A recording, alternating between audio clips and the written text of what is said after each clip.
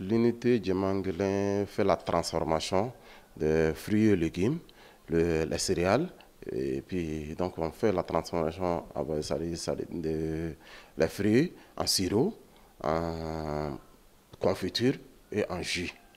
Les céréales, ça c'est un sachet de kilos qui fait le couscous.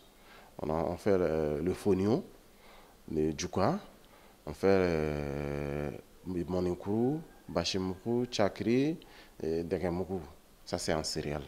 Maintenant, en fruits, on a 12 parfums de jus.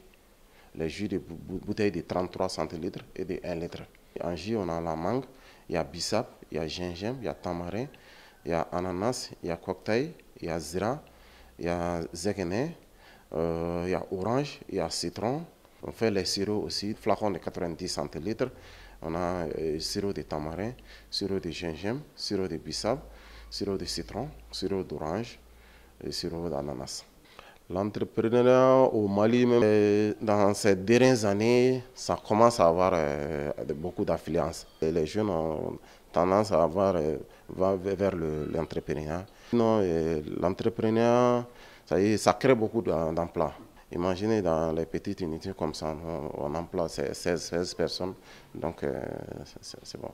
Venir seulement une année, 2 ans, avoir de l'argent en entrepreneuriat, ce n'est pas facile. Il faut avoir du temps, apprendre et puis après commencer à avoir de l'argent. Ame fruits, ame caman gilan wa, mangue b'a la, bissap b'a la, gingembre b'a la. La production de jus et de sirop constitue l'essentiel de mon travail dans cette unité de production. Nous fabriquons des jus à base de mangue, tamarin, bissap et gingembre. En ce qui concerne les sirops, nous transformons uniquement les bissap, le gingembre et le zegene. Pour préparer les sirops de bissap, nous utilisons 1 kg de fleurs de bissap mélangées à 11 litres d'eau avec un dosage de 1250 g de sucre par litre. Une fois le mélange préparé, nous le faisons cuire dans une marmite, puis nous le conditionnons dans des bouteilles soigneusement lavées. J'encourage toutes les femmes inactives à se lancer dans une activité afin de devenir autonomes.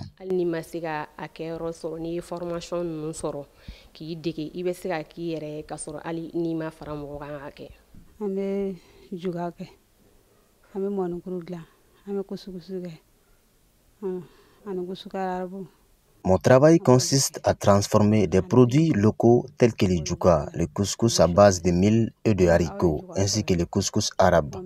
La transformation du djouka suit plusieurs étapes telles que le lavage, le séchage, le moulage, puis le mélange du mil avec de l'arachide avant de le fumer pour obtenir le produit fini. Contrairement au fonio, notre djouka est issu du mil transformé. Cela fait maintenant 10 ans que je travaille dans cette unité de production, une activité qui m'a énormément enrichi en savoir-faire et en expérience. Je lance un appel à toutes les femmes pour qu'elles s'investissent dans le travail et favorisent leur autonomisation.